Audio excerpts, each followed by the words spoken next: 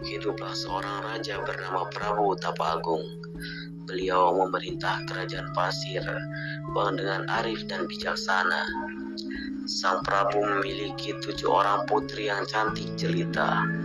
Mereka adalah Purbararang, Purbadewata, Purbanda, Purbakencana, Purbamanik, Purbaei, dan Purbasari.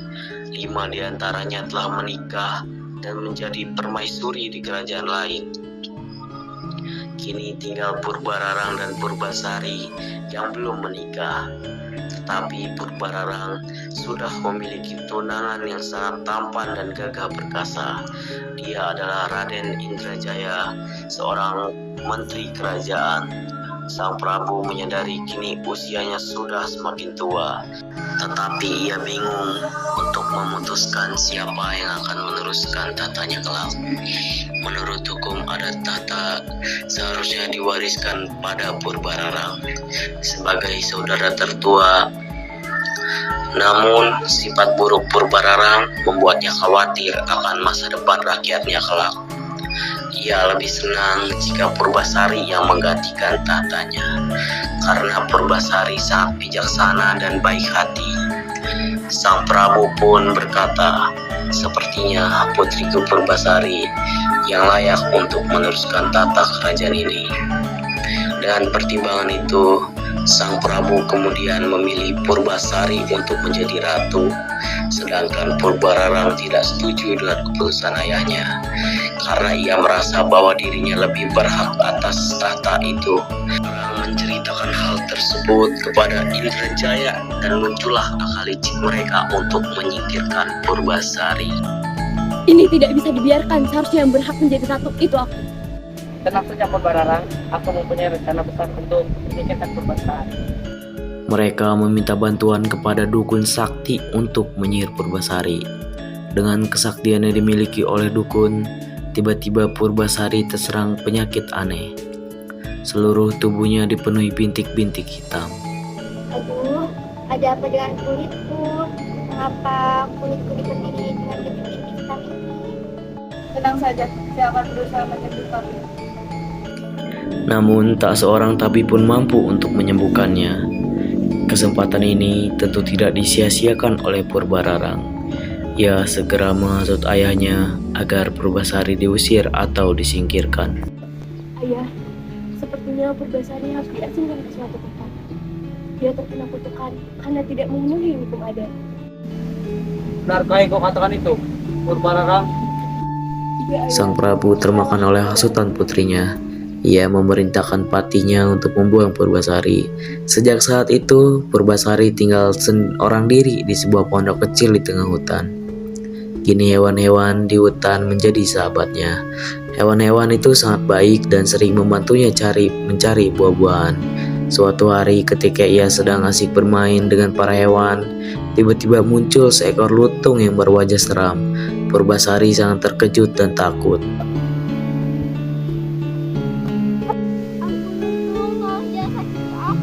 Aku tidak akan menyakitimu. Aku Guru Midah, putra Sunan Ambu dari Kayangan.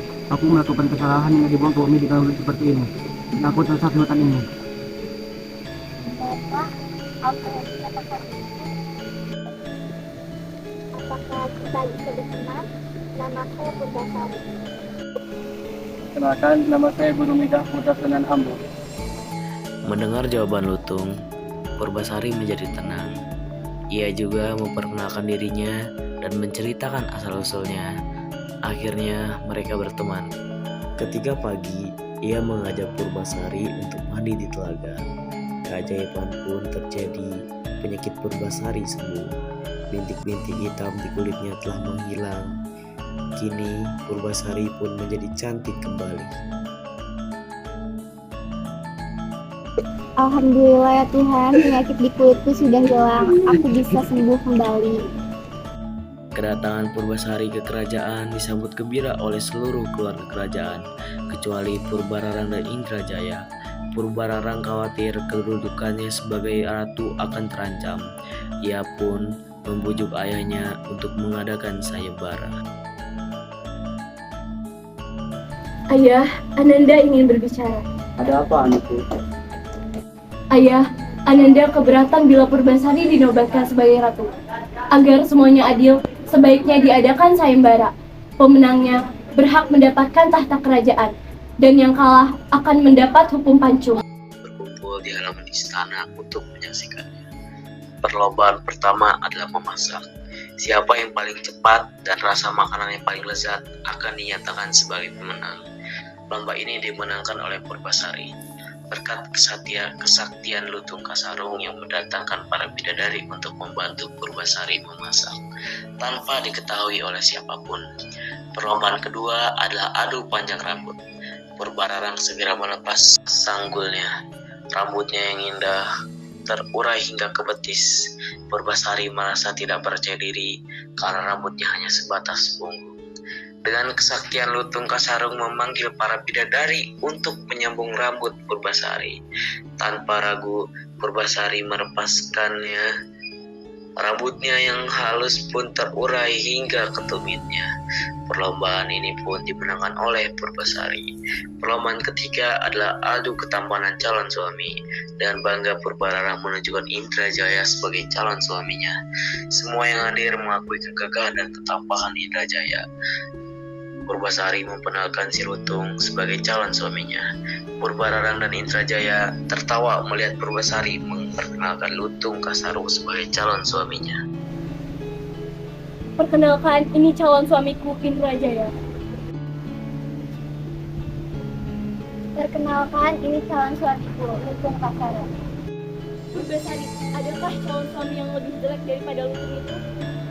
Lutung Kasarung tersinggung dan marah. Ia memohon kepada Tuhan Yang Maha Kuasa agar wujudnya dikembalikan seperti semula.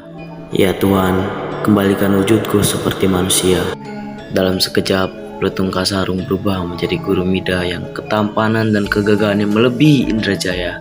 Akhirnya, sayembara dimenangkan oleh Purbasari. Sebagai pemenangnya, Purbasari berhak menduduki tahta kerajaan. Sementara Purbararang dan Indrajaya harus dihukum pancung sesuai dengan perjanjian. Tetapi Purbasari justru memaafkan kesalahan kakaknya. Ia tidak mau menghukum kakak kandungnya yang begitu ia sayangi.